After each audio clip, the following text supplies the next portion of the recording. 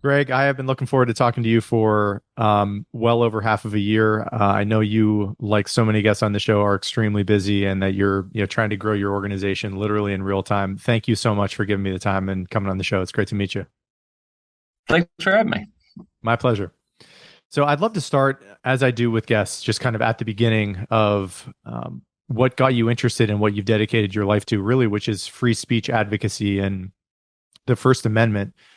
You've been in this game for decades, I know. How do you make sense of what got you interested in freedom of speech in the first place back before you were leading fire and were really committed to this kind of work? Where does the interest come from for you?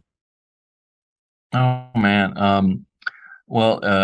This month is actually the 10th anniversary of my book Unlearning Liberty, which was the first book that I wrote, warning that we were teaching young people the habits of unfree societies in higher ed, and that we were teaching them to think more like censors than like free people.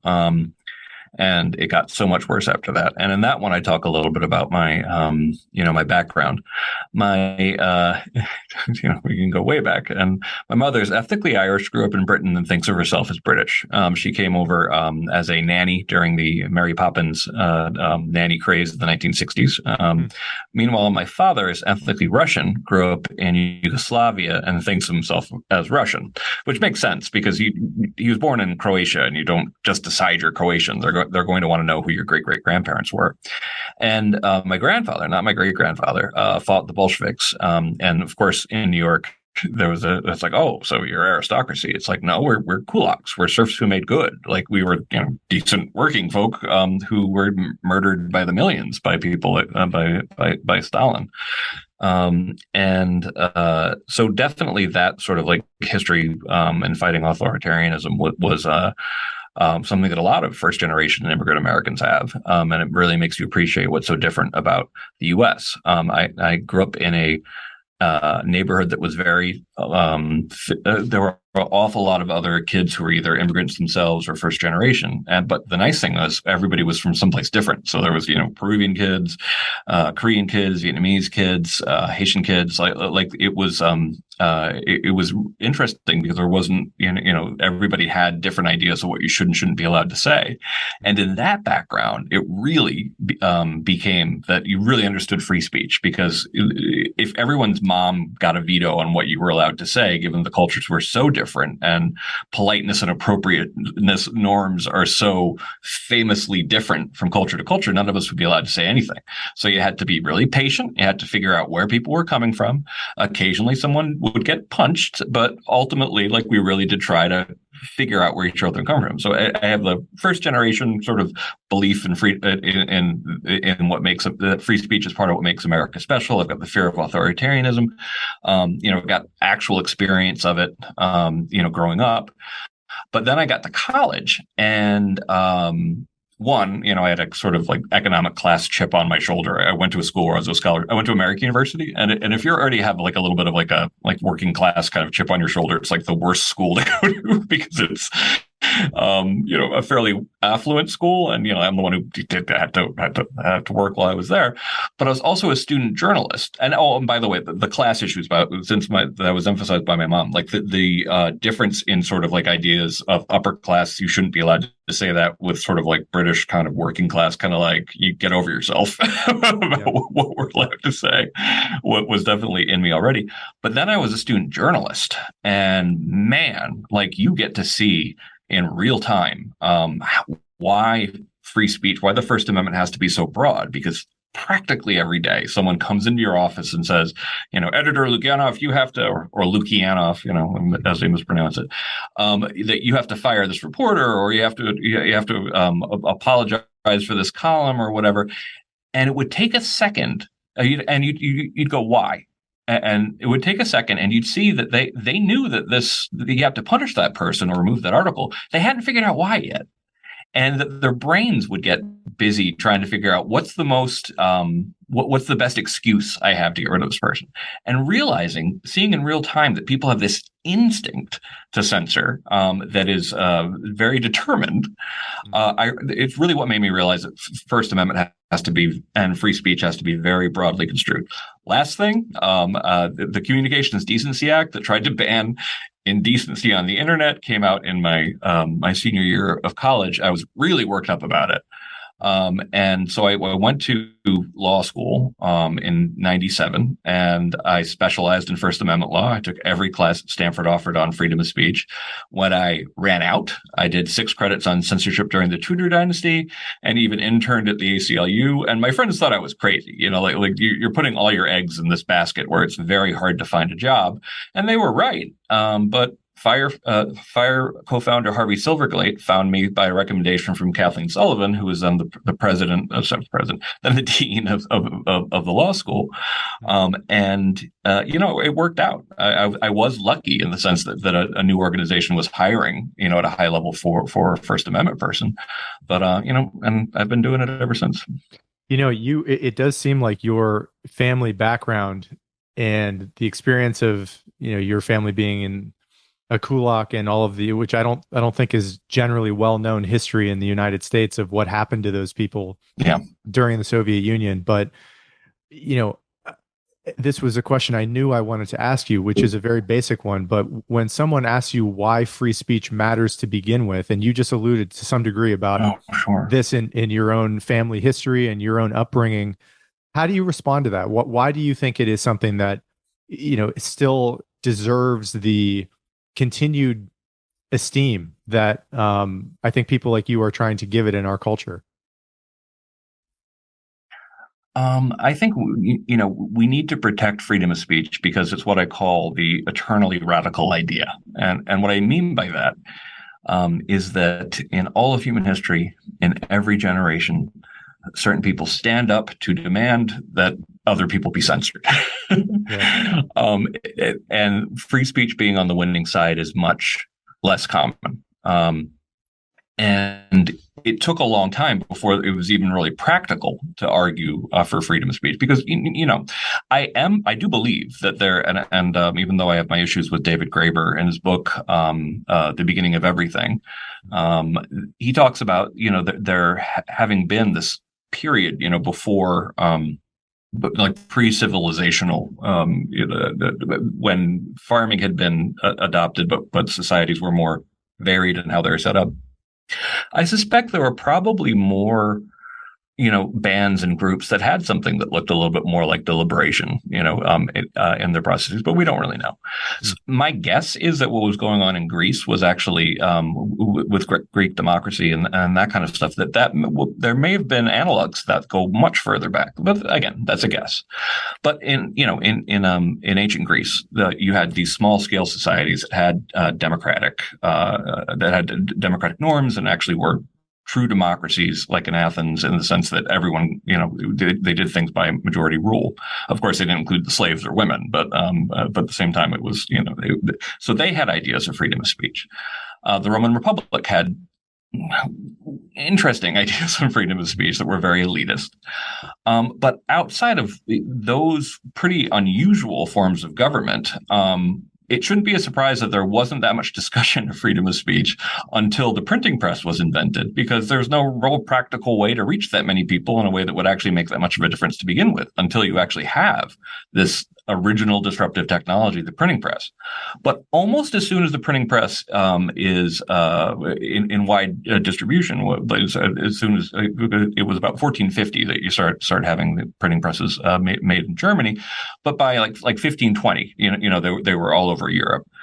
And that's when you really start having people for the first time saying, you know what, I think that speech should be free. I think we should be arguing things out. And then of course you have things like, Martin Luther made this same argument.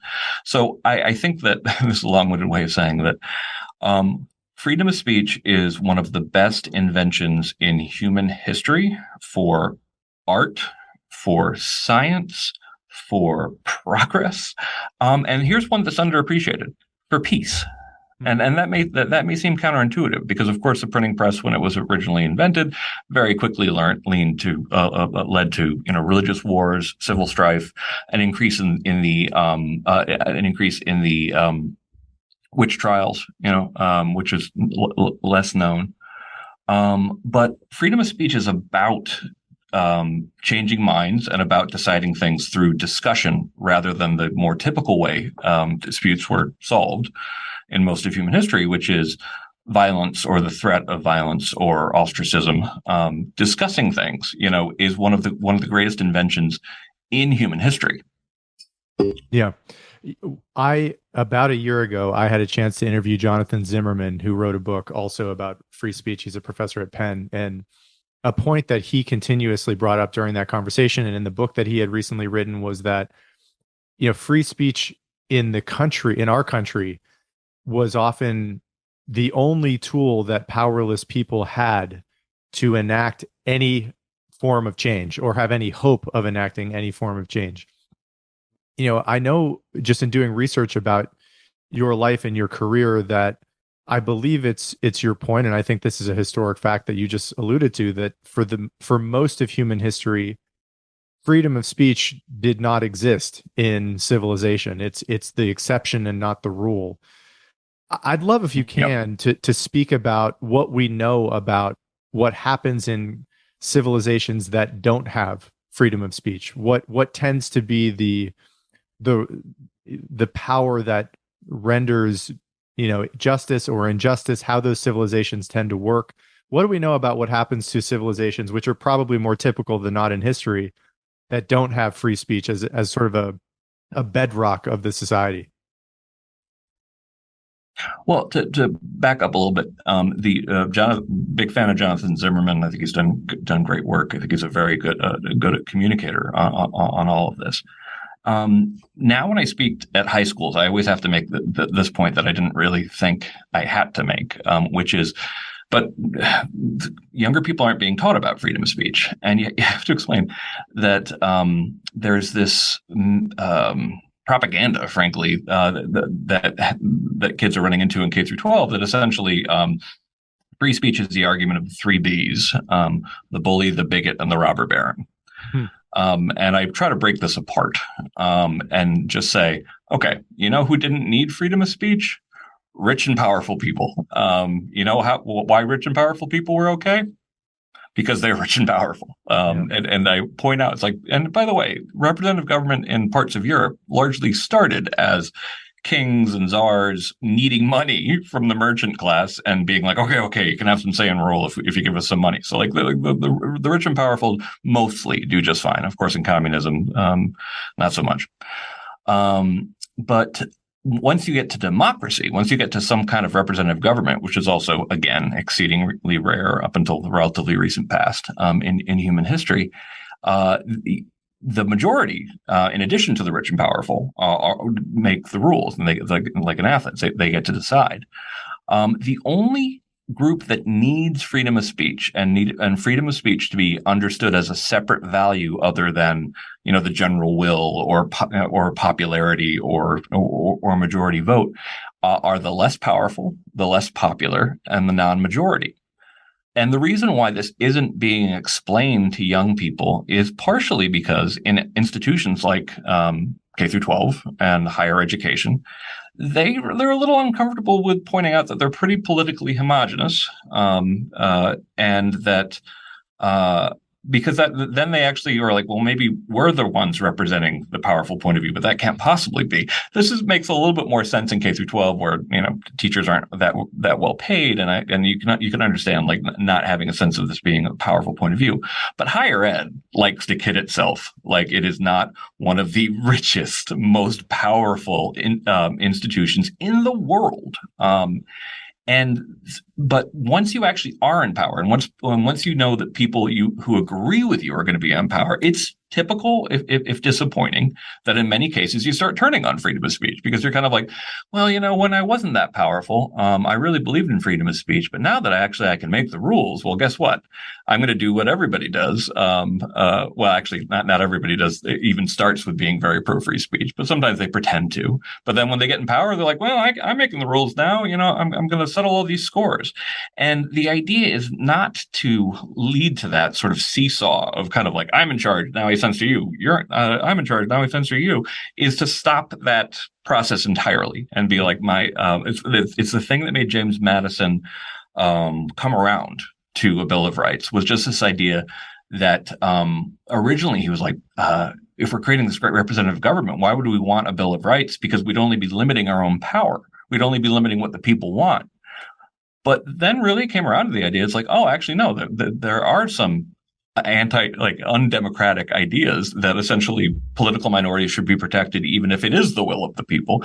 It's a very smart idea, but it goes so much against human nature, the desire to censor, that we are very lucky to live in a country where we have a strong free speech protection like the First Amendment, but even luckier that we have a strong cultural tradition of freedom of speech, because without a cultural tradition of freedom of speech and it being a cultural value, the law is not going to mean anything. At least over time, it will start to fade away, and that's why I think people our age. I don't know how old you are, but I most of my growing up was in the '80s when free speech law was improving and free speech culture was improving. I feel like over the last 20 years, those two trends have diverged, and free speech culture is in trouble. Free speech law in the U.S. is still very good. Yeah. But we shouldn't take for granted that it will stay that way, because without a free speech culture to back it up, free speech law won't be around very long. And also without free speech culture, things that are not bound by the First Amendment become very illiberal. They become places where echo chambers or force, companies that force political conformity, and that's not healthy either. So I'm a big proponent of both free speech law and free speech culture. Yeah. And I'm glad you brought that up, because I definitely want to get into what seems to have changed in the last 20 years or so. And I know even mostly the last 10 years, it seems on 10 years on campus, the major changes seems to have shifted in how so many young people are viewing, speech that they find disturbing as a form of violence, not something that is making them think. Or making them emotionally uncomfortable. But I'd love to, before we go there, you mentioned that one of the maybe counterintuitive benefits of having a society that is a free speech based society is the added benefit of peace or potential peace. Speak to that a little bit. What do we know about how free speech can help make a more peaceful world or a more peaceful society? Sure. There's a lot of great studies on the idea of different kinds of culture, the way you come to decisions and the way moral decisions and get enforced. And the sort of like classic system, are what are called cultures of honor, that essentially you shouldn't rely on authorities to take care of your problems for you. So therefore, it actually makes a lot of sense for you to be the enforcer of often with violence of threats to your power, threats to your dignity, threats to your toughness, so you end up seeing in the idea of dueling and that kind of stuff is kind of the classic culture of honor. But that's actually a very typical way to order society, that essentially, the law takes care of only a handful of things and it's up to you to enforce it yourself. And oftentimes with violence. As you start having countries, like the United States, do this massive, unparalleled experimentation with democracy. Because yes, there was some limited democracy in the United Kingdom and in the Netherlands, but nobody had tried it on a scale this big. And all the founding fathers were really, except James Madison, were really pessimistic about being able to do it on this gigantic scale, of the United States. And it's interesting to watch those early years because, of course, as we know, one of the the framers, one of the most important framers of the Constitution, Alexander Hamilton, died in a duel in 1804. So you start actually having the old ways, the old culture of dignity things. They start kind of dying off in the 19th century. Oh, fun fact, by the way, I was reading through different histories and found out that they were talking about how about the history of dueling in Europe, and they were talking about how traditionally clergy didn't duel, and then there's like and then there's a footnote. Except in Ireland, actually, that apparently the idea of going to church and having your priest challenge you to a duel is just like, I'm half Irish, so I can make this joke.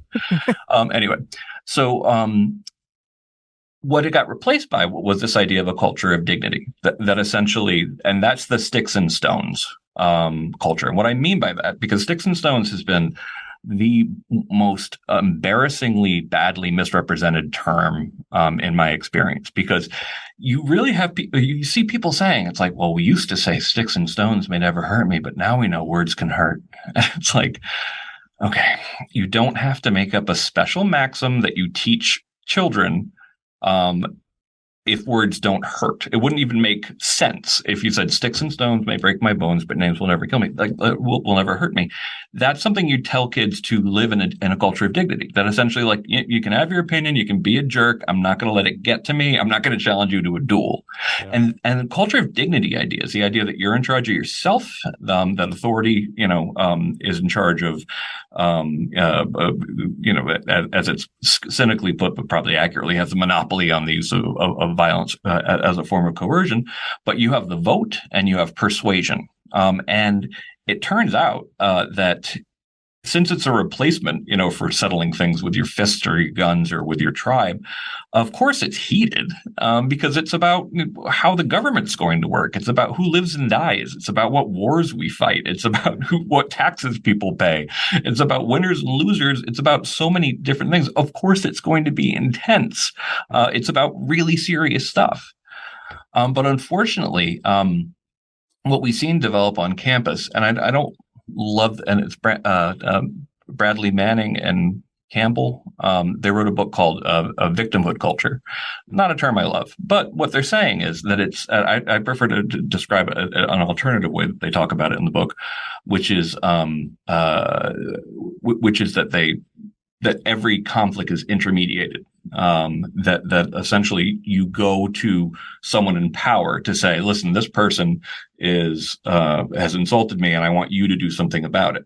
That's kind of a new invention to a degree. And I mean, of course, dictatorships had aspects like that essentially, you argue up. But it's not very healthy for a democratic society to have all conflict intermediated. Actually, I think it's kind of poisonous, because that's not like thinking like a free and equal people. That's like thinking people in a top-down authoritarian country. And it makes sense that it could develop in a country that's increasingly comfortable and affluent, because telling your kids to go to an adult when someone's being mean to you sounds nice. And why not keep that going in K through 12? To deal with a very real problem of bullying. Let's keep that up. And then in higher ed, let's have bias reported teams and administrators there to intermediate conflict. And hey, why don't we think of human resources corporations the same way as an intermediate? But as you lose the muscle for handling, interpersonal squabbles yourself, you get a very undemocratic way of thinking. It also, frankly, allows for a lot of gaming the system. I think that as soon as there was a big anti-bullying push in the last decade, socially intelligent bullies were like, oh, okay, well, now I know how to, I just have to change my language on how I bully people. I just have to, claim that they're intolerant and report them. And I believe that's happened, to a degree. Yeah. I want to talk about timing of this because, in preparing for this conversation, I was reading over the book, The Coddling of the American Mind, watching interviews with you and with Jonathan Haidt, the co-author of the book. And you can correct me if any of this is wrong, but my understanding about your observation that something seemed to be changing was about 10 years ago in 2012, 2013-ish on campus. And that the primary observation you were making, there had always been protests of speakers on campus that were saying, beliefs that they have that students on campus didn't agree with. But the big shift was in the students viewing ideas that they disagreed with as a form of actual violence against them. hence these terms like microaggressions. And the the students seem to be asking the administrators and the professors on campus for protection Mm-hmm. from people and the ideas that these people espoused and believed because they were, truly threatening to them. And part of why I think this is so fascinating is because that is a seemingly a symptom of something much deeper that is going on in American culture and in child rearing. um, I just wanted to put that to you and to get, your as best you can assessment of how these, 18-year-olds are showing up on campus, going to universities, which, the historically those are the places you go to be challenged, to Yeah. admit your ignorance, to learn. And it seems like there's a confluence of a variety of factors going on here. One is um, undeniably the role of the internet and social media and tech addiction, most likely the some of the limitations that may have resulted in stunting growth in some ways of these young people who are showing up on campus. uh, Protection of the parents of these kids, as Americans are having fewer and fewer children. I think one could make a reasonable argument that these children are being more and more protected, because when you have 10 kids, you don't really have the bandwidth to look after each one of them in every single way. But when you have one or two, it's much more possible. I just want to put that to you and let you respond as to what you make as the deeper causes of some of these experiences and these symptoms that we seem to be finding on campus starting about 10 years ago. Yeah.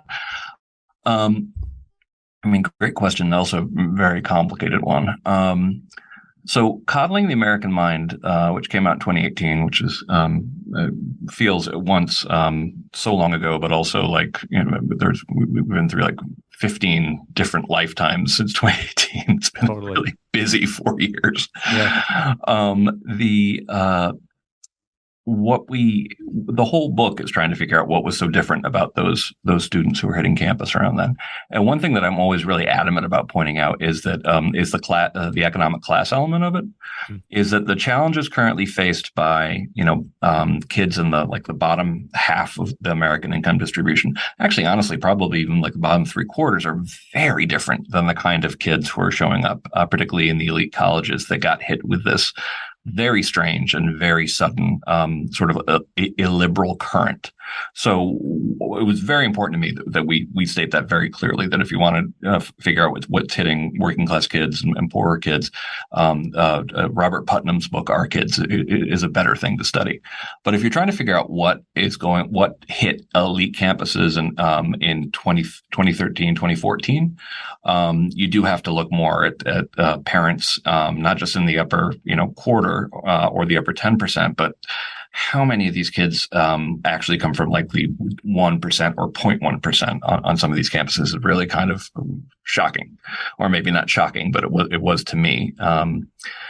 And the things that we think really changed, and it wasn't subtle. I always make this point that prior to the end of 2013, early 2014, students had been awesome on freedom of speech. Like they were the most reliable constituency for it. They got, they understood, that you had to stand up for dirty lyrics or edgy comedians or their professors who challenged them. They were really good on it, and it changed very dramatically at the end of 2013, 2014. Suddenly you had them demanding, microaggression policies, trigger warnings, which, by the way, like we said back then, we don't nothing against them other than the fact we don't think they'll actually help, and they'll put professors in a situation where they're afraid to talk. And there's been 5 or 6 studies of trigger warnings now. No evidence at all that they help. Some evidence that they harm, and that doesn't even take into consideration the position that it puts professors in. So that I think we've been proven correct in the research. And so why was it so different? We think that the major thing that changed was this was the first generation who grew up with social media in their pocket since they were pretty small, and all the numbers line up. I think something that we didn't include in the book was that the social media boom among young people also precipitated the anti-bullying, and I'm going to call it this, moral panic in 2010. And not that it was a moral panic in the sense that it was like something must be done, even though to a degree, there certainly was bullying going on. It was particularly strange, though. My book of the month 2 months ago was Emily Baseline's Sticks and Stones, which is about the bullying. The bullying concern explosion. She wrote it in 2012 or 2013. And there were a lot of high profile suicides. And she goes deeper into that and makes the point that a lot of these actually, it was more complicated than it sounded. One of the biggest ones was actually Tyler Clementi at Rutgers, who was in college, and his roommate, spied on him with a web camera. Yeah. Him in a same-sex hookup. And then embarrassed him about it. And Tyler Clementi killed himself. And that's a horrifying scenario. Same time, not child on child, and also something that was flatly illegal in the state of New Jersey as well. That's spying on somebody. You're not allowed to do that. But there was a sense that something had to be done. And I think the reason why it felt so immediate was because bullying and the idea that kids needed to always be as cruel as they were when we were kids is, I think particularly towards LGBT kids, I think that it was about time that we had an anti-bullying movement, but you have to be careful in how you do it. And I think that the laws that got passed in 2010 led to a lot of, basically every state in the country, at some point has adopted anti-bullying laws, but they got broader and broader and broader. And it was Izzy Kalman who really pointed out that in Coddling the American Mind, we talk about it as if we were teaching a generation 3 terrible ideas, which we call the 3 great untruths. And those are, what doesn't kill you makes you weaker. Of course, a play on reversing Nietzsche. Always trust your feelings, which of course sounds nice, but is just utterly terrible advice. I mean, most of growing up is don't always listen to your feelings. And the third one, which the next book that I'm working on called Canceling the American Mind is really going to focus on, is life is a battle between good people and evil people. And meanwhile, for most of my life, it felt like we were getting more sophisticated about the idea that everybody has some ugliness and beauty in them. And it's just a question of how much and when, Yeah. But I think that those bad ideas, and this isn't in Coddling, but I think that those bad ideas were particularly emphasized, I guess, taught to the students who were in school in 2011, 2012. And that's one of the reasons why when they hit campuses, there was this real it wasn't just that they were scared of free speech. It was that they thought that it was immoral. And that's where you get the real sort of zeal for protection. We called it in the original article, we called it vindictive protectiveness. This idea that I'm standing up for the little guy, and therefore I can do whatever I want to do in the name of protecting the little guy is okay. Free speech be damned. And while that's a noble sentiment, it also is what everybody thinks when they're a censor, that essentially they're doing something that's for the greater good. And that's very common. So I think that some of the ways we taught this sort of moralistic way of addressing bullying. But what made it even worse was it also turned out it was a really effective way to win arguments without winning arguments and without actually convincing people on social media. So I jokingly refer to this as the selfish meme theory, that essentially it's this cancel culture propagates because it is really successful at helping you defeat your opponent in debate, even though you haven't convinced them, even though you haven't made persuasive arguments, but you have figured out a way to what we now call get them canceled, or at least scared of being canceled. Yeah, it's so interesting because the social media revolution, I think the spirit of it initially was to unleash freedom of speech and to allow all people to be able to communicate with one another and be weirdos. And to be weird and to be unique, and what seems to be true. And I want to. By the way, I say that with I'm very pro weirdo. That's part of living in a free society. I am too. For me, that's a compliment. It's not dismissive. I totally get it. I totally understand. But what seems to be the result of so many of these social media revolutions, where everyone is spending a portion of their day on these platforms, is that what it's really seemingly done is enforced a form of serious censorship and obedience to some degree. Yeah. How do you respond to that? What do you think has happened with social media that is causing people? You were just talking about this, about the propensity for dunking on people and canceling people, that there's some sort of virtue in Yeah. getting someone's reputation ruined without winning a good faith argument. What happened here? What did social media do, and what has it resulted in related to this effect? I think it's a bit of a feedback loop, that essentially, I think that people were being taught these kind of moralistic ideas from 2010 on. It also turned out they're really great for, winning arguments. I think I would like to study what was going on in Tumblr, because people keep on bringing up Tumblr as being sort of like the incubator of a lot of these ideas. Mm. But I think that when it was reinforced in K through 12, and then it was reinforced on campus with things like bias related incident programs and speech codes, and that you really and then it was rewarded in the sense that I can get this person fired now. I can make this poor, person in my class, I can make their life hell. And that's stuff that, has been happening in K through 12 forever, but it was also called bullying. So in some ways, I think socially smart bullies figured out ways to game the system and still, win in these status games. They competed against each other, and there was nobody saying that this is wrong. Somehow, like in K through 12, since it seemed to be good of heart and it was about standing up for the oppressed, it was not just saying like, "Hold on, slow your horses." It was actually seen as a positive good. So I think when a behavior that gets rewarded gets repeated, and I want to be clear here. It's possible to think that someone got canceled and deserved it. My definition of cancel culture is pretty straightforward. It's that, it's mine is historic. It's the uptick in after 2014 and after, of people getting, like, losing their jobs, being expelled, or otherwise kicked out of society for things that would be protected under the First Amendment.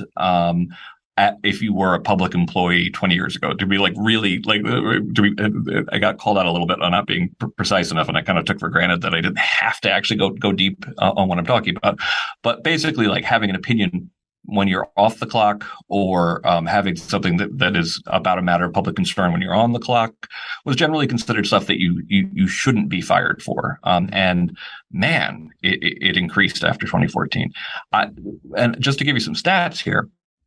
When I started in 2001, it was already much worse for free speech on campus than I really understood. And Stanford, could be a pretty uptight place, and it was really easy to say the wrong thing in the late 90s at a place like that. And I saw students get in trouble a lot. We launched a lot of lawsuits. We saw some really ridiculous bad cases that I talk about in my book on Learning Liberty. But it was really unusual to see a professor fired. And a tenured professor fired for what they said or what they taught. I can't think of one. There were tenured professors fired during those first 12 years, but it was generally for something like academic misconduct. Like something they'd actually done that they legitimately could be fired for. And then in 2014, I started seeing a lot more professors getting fired, even tenured ones. So now, since that is when we saw the uptick, and our research, we're still updating it, but from 2000, and this includes the 9/11 cases, to 2015, you're talking about a relatively small number of professors getting fired.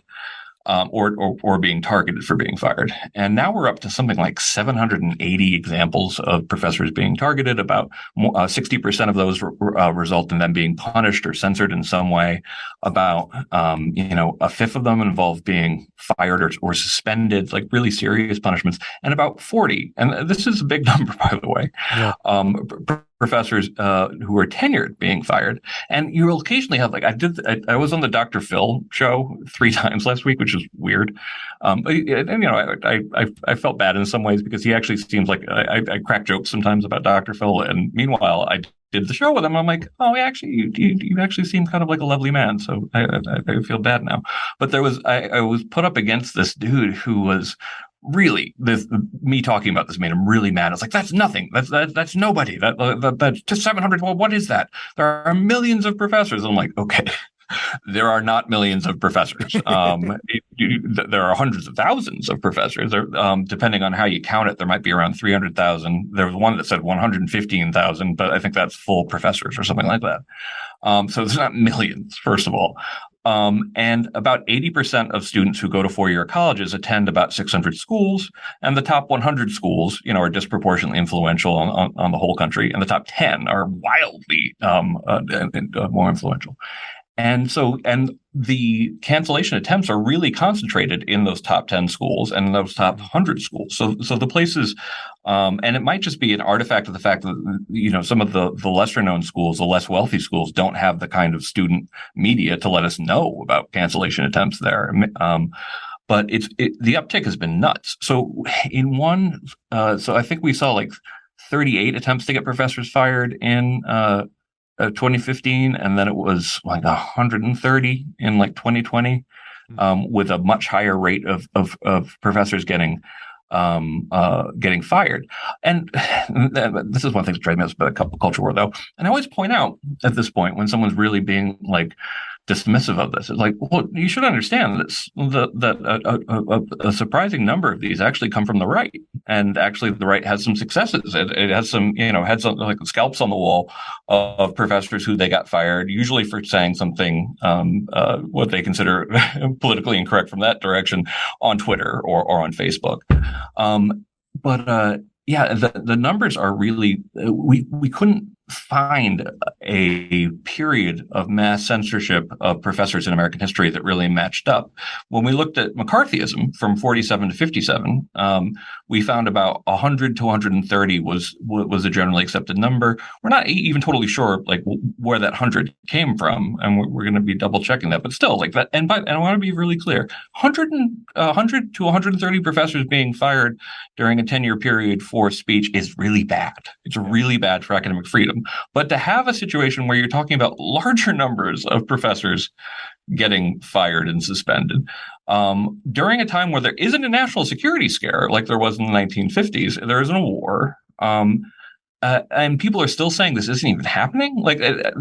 So at this point, if someone's telling you that cancel culture isn't happening, I don't really think you need to hear anything more they have to say on this, because it's been when it comes to authority, when it comes to data, when it comes to qualitative examples, when it comes to it's so clear that this is happening, and it's serious. And I always make this point: they're going to be studying this in 50 years. They're probably going to be studying it in 100 years, just like the same way we study the Sedition Act in 1798. Which, by the way, up until recently we thought involved about 15 prosecutions. Still really bad, but 15. The latest research indicates it might have been closer to 50. Still really bad, but we're dealing with much larger numbers and certainly much larger percentages. And we're not afraid that of war with France that will end the country in the cradle.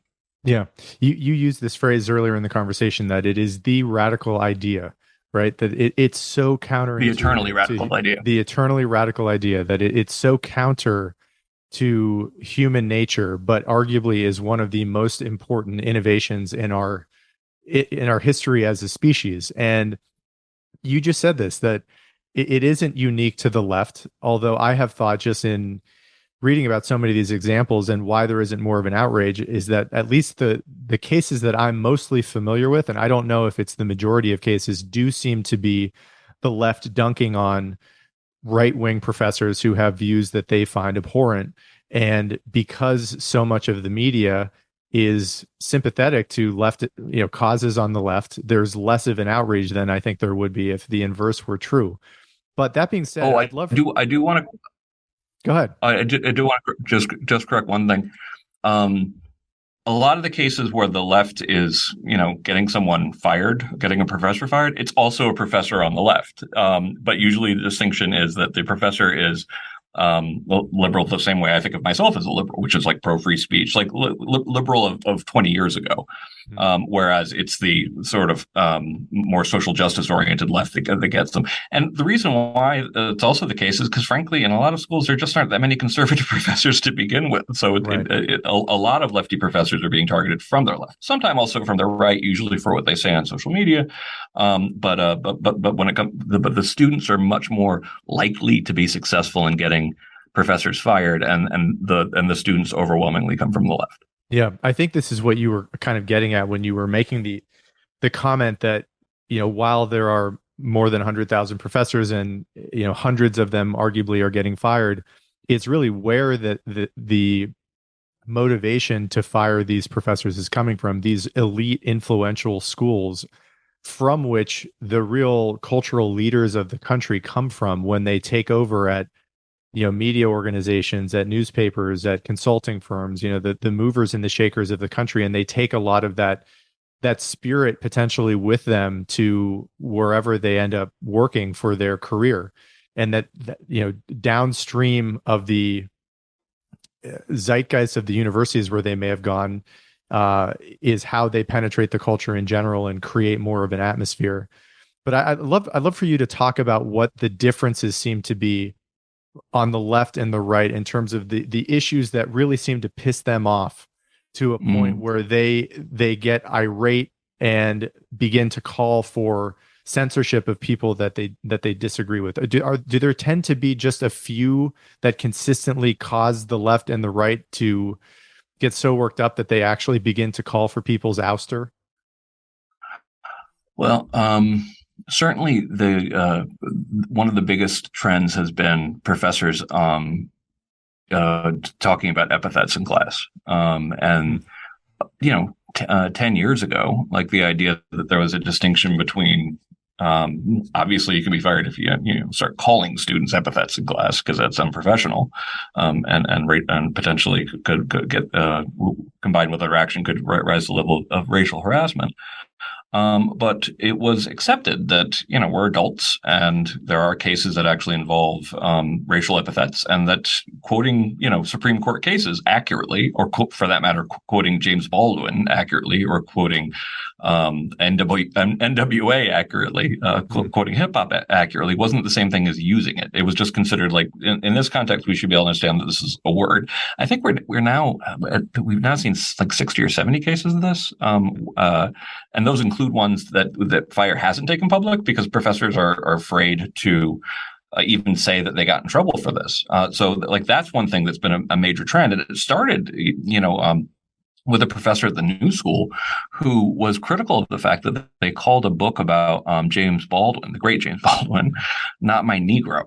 And that's not actually what James Baldwin had said. And she was like, it takes a lot of temerity to rewrite Baldwin, because Baldwin's, off the charts writer. So that's a trend. But in terms of stuff that can get you in trouble, I mean, my goodness, like there's a case at St. John's that I think a lot about, that I think I'm going to be including a lot in Canceling of the American Mind. But this is a professor who, the way the story was reported was he was suspended because he told students to defend slavery. And in a history class. And when you get to see the actual breakdown of what happened, he was teaching this really fascinating class on how the need for silver in China led to this huge silver market in Europe, which had ramifications for what people did for horrible things that the Spanish did in South America. But fascinating history, horrifying at the same time. And I got to, we have the whole slideshow, which we can show people. And the question, which he didn't answer, he put it to the class, was the Columbian Exchange? What was the European? What were the Europeans discovering North and South America? I mean, like they were discovering as far as they were concerned, and colonizing and all the things that led to. Was it ultimately historically worth it? It was a very nuanced question, and it got reported as he was demanding that people defend slavery, and he was terminated. And it just kind of shows that at least at certain points in the last couple of years, there was no kind of logical way to defend yourself. That essentially, like, the emotions were kind of like so hot, and that seemed to be all that mattered. This was particularly intense, by the way, in 2020, when I had never seen a year as bad as 2020 for free speech on campus. Yeah. Or off campus, for that matter. I mean, like, the idea that everyone from Barry, I mean, the fact that Glenn Greenwald and Matty Iglesias left publications that they founded because they were saying that they were too intolerant, and or 150 people overwhelmingly on the left signed the Harper's letter, and still you've got Michael Hobbs claiming this thing isn't happening at all. It's like, because you don't want it to be happening, because you're not being intellectually honest. Yeah. Yeah. I wanted, what came to mind to me during this conversation so many times is, if you is like an 18-year-old student who's showing up on campus who doesn't know any better and really does believe, to steel man the argument from this young person that is feeling deeply offended by some person who's coming on campus or something that a professor said, and feels outraged, right? I mean, you just talked about one of the three untruths being trust your feelings at all times. And they feel like they are doing the right thing, or at least they feel that impulse to go after that professor, and they are beginning to consider doing that, and they have friends that are also getting worked up into a frenzy. I'd love for you to take that thought experiment, right? If these kids were in your office and they're coming to you with this kind of spirit and this kind of outrage, and they're young and they've been protected, and they're also addicted to social media, and they feel like they have to comply and obey with a lot of the virtue signaling that they see gets a lot of retweets and likes on social media. What do you say to them, to have a spirit of good faith towards them, and recognizing that these aren't people that are inherently evil? They may be misguided, but they're young and they may not know any better. How do you talk to them? What are the things that you think are important to highlight to them to get them to maybe start to think about this a little bit differently? I mean, like, if I was an administrator and they came into my office, I would definitely, there'd be things I would say. But at the same time, I think it's kind of too late by that point, which is one of the reasons why, when FIRE talks about, trying to reform your alma maters and demanding that your university president take steps in the right direction, we recommend 5 things. First, drop your speech codes, which we've been very successful in decreasing the number of speech codes in the country. Stand by your professors early and often. A president that comes out and says, "I'm not punishing this professor or student," that's often the end of it. Like, it nips it in the bud. Adopt something like the Chicago Statement. Poll your faculty and students to figure out where the problems are.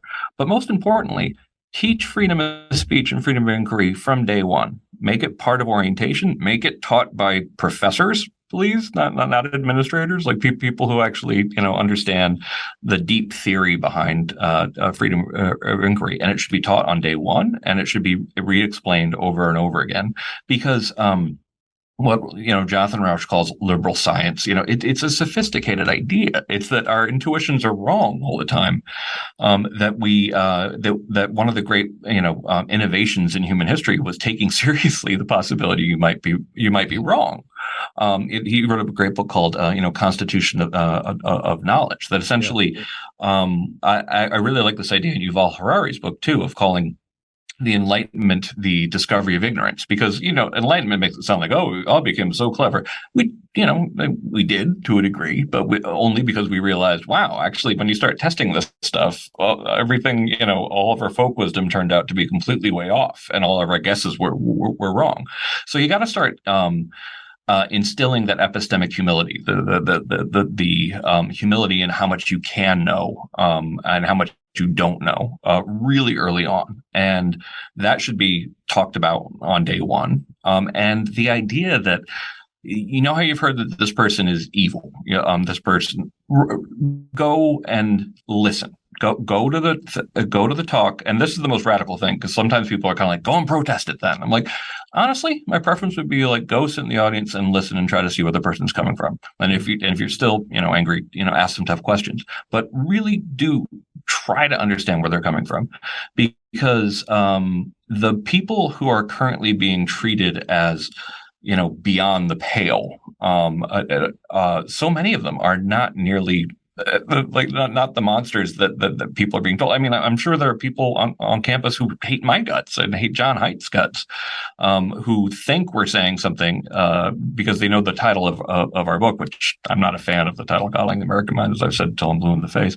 I want to call it disempowered because I felt like we're doing this negative thing to kids, telling them they're less powerful than they are. But for example, I mean, like I was sufficiently indoctrinated myself. I come from the left. I worked at the ACLU, and much to my shame, when I was in law school, if you told me an author was conservative, I would be like, okay, well, and I wouldn't think it exactly like this, but I guess I don't have to read that, or like I didn't have to think about it anymore. And I remember, like the gateway drug for a lot of people is reading Thomas Sowell. The great scholar from the Hoover Institution at Stanford, African American genius. And as soon as you start reading it, you're like, wait a second. What he's doing is he's comparing the U.S. to other countries in the world, and trying to learn from the way issues in between tension between powerful majorities or powerful minorities or not powerful. And it's this global perspective to try to figure out what the solutions are and where the problems come from. And it's exactly kind of the way I was raised, that basically try to think of, America's special in a lot of different ways, and it truly is. But it also has problems that are the same the world over, that we can look for ways of solving it and look for trends. And I was like, wow, so he's considered radioactive? like really? So I do think that getting kids to listen before they decide that they hate something, or for goodness sakes, if you're going to go to a protest of someone who wrote a book, read the book in advance. And I think that Mark Lilla writes a lot about how the left got too enamored with protest when the less sexy things like democratic mobilization and getting people persuasion and voting is actually in many ways more important. So FIRE has an orientation program, by the way, that we can give to, if any listeners are interested in getting your alma mater to do one of these free speech and academic freedom orientations. We have a module we can send them. Some schools have used it as inspiration to figure out like what they want to do individually. But to my knowledge, I think only I think Hopkins has one. Purdue and University of Chicago have this kind of part of orientation, but it's just a scandal as far as I'm concerned that not every single school in the country does that difficult, mental work of being like, take seriously the possibility you might be wrong, hear people out, try to steel man where they're coming from, should be just taken for granted on campus. Yeah. I just 2 days ago talked to Pano Canelos, who is the new president of the University of Austin. And I mean, a huge reason for the creation of this startup university is really to push back against a lot of the tendencies that we've talked about during this conversation on campus in general. And, I feel the same way. It really was, and this is partly why I do the work that I do, getting exposed to highly intelligent, genius level conservatives in long form conversation online that moderated a lot of my own leftist tendencies, which I think is fairly common, and to me is one of the great hopes of modern technology and in turning the temperature down a little bit in people's certainty that they have. And I think this is something that Pano talked about this past week, which is the monoculture on university campuses. The huge problem. The fact that it seems like you go to these schools and they are, this may be overstating it a little bit, but almost like brainwashing factories for people to come out all thinking the same way. Mm-hmm. And I want to get your take on what it means to be free, what it means to live in a free society and a free civilization. You already mentioned the word ignorance, which I think any honest person who is self-aware and is attempting to find truth realizes that you will always be enormously ignorant compared to whatever brief amount of knowledge that you have, and that admitting that is the first signal of, in many ways, intelligence. But how do you think about what a healthy society, teaches its young people in terms of what the goal of an education really is? If it's not to have everybody come out spouting the same Yeah. thing, is it, the really embracing of the questions themselves? Is it the fun of being able to change your mind while maintaining your, civility and your humanity? I'd love to, hear what your, North Star is there in terms of how you think about what the point of an education is. The phrase that I keep coming back to is that reasonable people can disagree, Mhm. and that has been totally lost in so much of the US. I'd love to just get your thoughts on that in Sure. general. Well, one thing I did wonder is there is definitely repeated research claiming to show, and I think it's somewhat debatable, that schools aren't really indoctrinating and they're not really brainwashing. But then you also look at the numbers that indicate that, for example, when you look at a place like Harvard, something like 80% of the students, already self-identified as being lefties in the first place. So I think that some of this is the power of homophily, that when you have very homogenous teachers, when you have even more homogenous administrators, in terms of like Sam Abrams really did a great job of pointing out that they're even more monolithically to the left, and then also a student culture that it tends to send group polarization spiraling out. So it doesn't have to be someone changing your mind, but it can be in the atmosphere that you come out that you become, many standard deviations more to the left than you came out. When it comes to I definitely have my own opinion on what I think education should feel like. And for me, I like to do a lot of my job walking around, and I love Washington, D.C., where I live. And I remember walking home, listening to some lectures on some esoteric topic, and just having that sense that you are this tiny little boat in an infinite ocean, and you're never going to know it all, but a life of just trying to learn what little you can in the short time you have on this earth is noble, but also it's beautiful and it's satisfying, and it erodes any silly sense of certainty you might have. And I think that kind of radical open-mindedness was the thing that got people excited about different ideas of freedom of speech, of ideas of the Enlightenment. That excitement for, you can't know everything, but be humble in that. And instead, unfortunately, what I think we're doing in campuses, I think there is a sense, and in K through 12, that it's okay to teach people things that will promote them to do something, even if it's not a very scholarly idea to do. So I think that I had a conversation with one of my best friends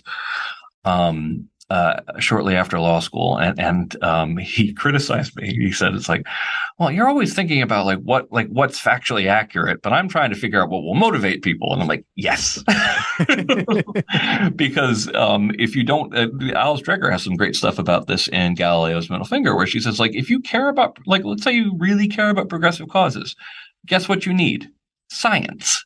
You need research. You need ways to figure out what will actually help, because all the passion in the world could actually end up making things much, much worse if you don't actually understand the problem. So you have to, at some point, come in with the epistemic humility to go, well, what is the problem? And here's and I should probably take seriously the possibility that none of us really know with any amount of, without the adequate amount of clarity. Hmm. I know we're getting a little bit short on time now, and there are just a couple other things that I want to cover with you. And yesterday when I was doing some additional research for this conversation, I was looking at John Haidt's Twitter feed, and he had a graph, I think from his forthcoming book, that he put up about the growth in depression rates, which is something I know that he focuses on. No, me too, though. That's how we became friends. Yeah, and that. This was an insane statistic, but it's something like roughly a quarter of girls between the age of 12 and 17 have major depression at this point. And this is a theme you talk about in your book, which is anti-fragility, right? The idea that sometimes getting knocked down is the best thing for you. You and John talk about the immune system as a decent analogy there, for the fact that you need to be tested to grow. Yeah. And I wanted to make sure that I gave you an opportunity to talk about that, about how important it is just as a person Yeah. to that, this is something I heard him say once in an interview with the two of you, that if you expose your kids to peanuts, they're much less likely to get a peanut allergy. Yeah. And I think you can apply that to many things. So I wanted to give you a chance to speak to that from your perspective of the importance of really what it is growth to me, and get Yeah. an extreme form of resiliency in the human animal. How do you think about that in general?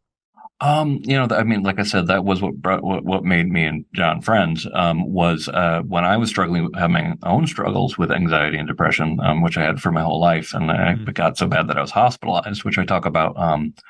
As a danger to myself, which I talk about in Coddling the American Mind at a level of graphicness that I never actually shared with anybody, including my wife. I just felt like I had to be real about it.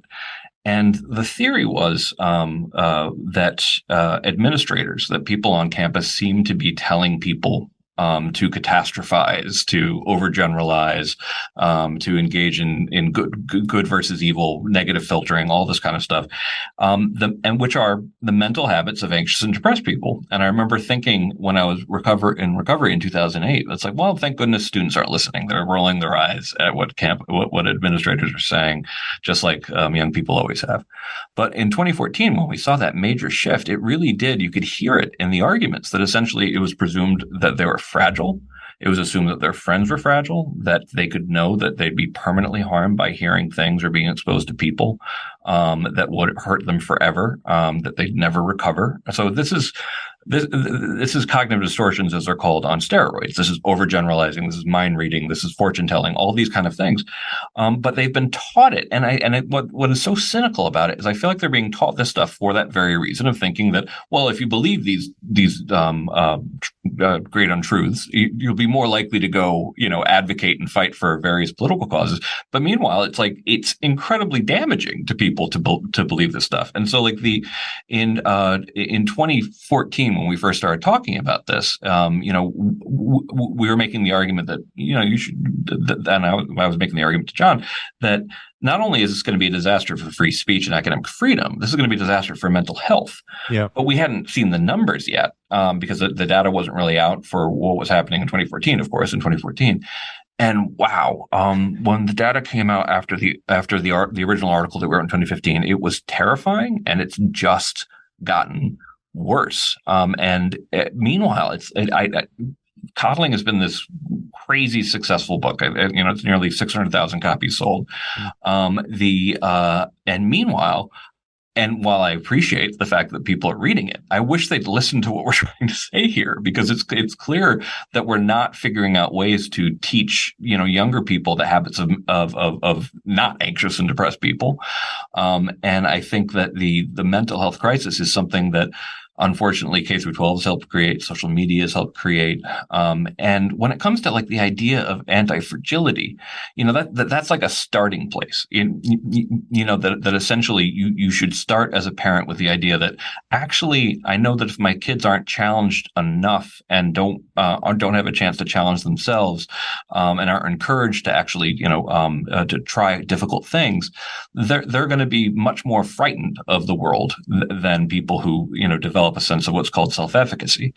But we're so far away from that right now. Like it seems like antifragility is something that parents and K through 12 teachers and higher ed need to understand.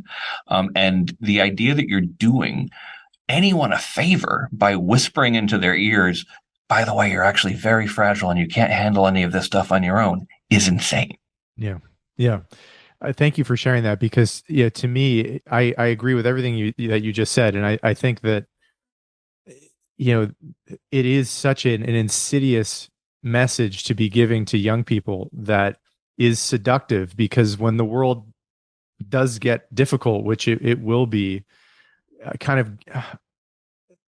this is how you open the book. It's a line, I'll probably butcher it roughly, but it's the idea is you want to prepare the child for the road and not the road for the child. And and maybe this is a good place to close, because to me, you're kind of the perfect person to be championing this, a component of so much of what we're talking about is creating fearful people, people who are almost inevitably going to be increasingly anxious and depressed for not confronting difficulty in their life. It doesn't mean they have to, agree necessarily with people that's saying something that they find contrary to their gut or their feelings or their current ethical perspective on the world. But there is something about overcoming that and facing it head on that's linked probably to courage and bravery. Mm-hmm. And maybe if we could just close on this, you alluded to this, and I have so much respect for you for coming forward with your own difficulties with anxiety and depression. And I know I've heard you talk about this in interviews, that one of the three untruths is don't believe everything that you feel, basically. Mm-hmm. And that when you're in an anxious and depressed state, it is like you're in an altered state where your mind is telling you things, and it's very seductive to believe them, that are causing you great suffering. Mm-hmm. And I have to imagine to some degree this might be partly why you're so committed to this, that it's also like a bit of a spiritual calling to champion taking life on and dealing with discomfort to some degree. And maybe we could just close with you if you have any additional comments on this. Sure. About the link between a healthy person and a person that's able to deal with criticism of their own views or feedback that might hurt a little bit. You've talked about your own suffering in detail, and I have to imagine you've walked away from that realizing that is not the way forward. Yeah. Being taken in by that is the highway to hell in your own life. And that, I think, is certainly applicable to a culture and a society too. So I don't know. I just wanted to maybe close on that and have any, additional thoughts you may have about that particular comment and ideas that were just stated right there. Yeah, sure. I mean, and again, it's one of those problems that if you don't get to it early, because it's not like I could have, I understood intellectually things like cognitive distortions long before I was able to use it as a treatment. And it takes a lot of work. Yeah. It takes a lot of work and and you have to turn it into a habit and a practice. And it took months and months and months before it actually started to really kick in. But it changed it saved my life. I think when those voices pop up in my head that are saying horrible, negative things, they just don't sound that convincing anymore. But that's a long process. And unfortunately, I think it's perverse that we've taught young people, oh, by the way, really listen to that voice, like really follow that because that one's right, is messed up. And I think it's one of the reasons why CBT isn't as effective in some cases for some of the college students, because I think that really they're being told that these are moralistic things. These are good things, a good form of self-criticism when it's actually really quite cruel. So I try to figure out how to do this with my own kids. I have a 4-year-old named Maxwell and a 6-year-old named Benjamin. And, like if Max is telling me that they're watching like a cartoon and there's a scary part, and Max asked me to change it. I'm talking about cartoons here. I'm not talking about making watch Halloween or something like that. And I'm like, Max, listen, I'm going to sit down next to you. And we're going to watch this episode all the way to the end. And I want you to be brave, and I'm going to sit right here next to you. And then we watch to the end, and I say, so Max, was it as scary as you thought it was going to be? No. Every single time, no. And it's like, because the thing that grows in your head, the thing that you're afraid of, is always 1,000 times bigger, or at least usually much, much larger in your imagination if you won't face it, then it actually turns out to be to simply, address it. And I was like, oh, actually, that wasn't really all that bad, over and over again. And meanwhile, I think the disservice we are doing to all of these, brilliant, hardworking, good-hearted young people, it's something we're going to look back with a great deal of shame, because of course you don't tell them that you can't really handle life on your own, that you are fragile and you'll be permanently damaged by words. Because saying that people are inherently fragile is lying to them. And currently we think we need to understand that that's what we're doing. We're lying to them about what they're capable of.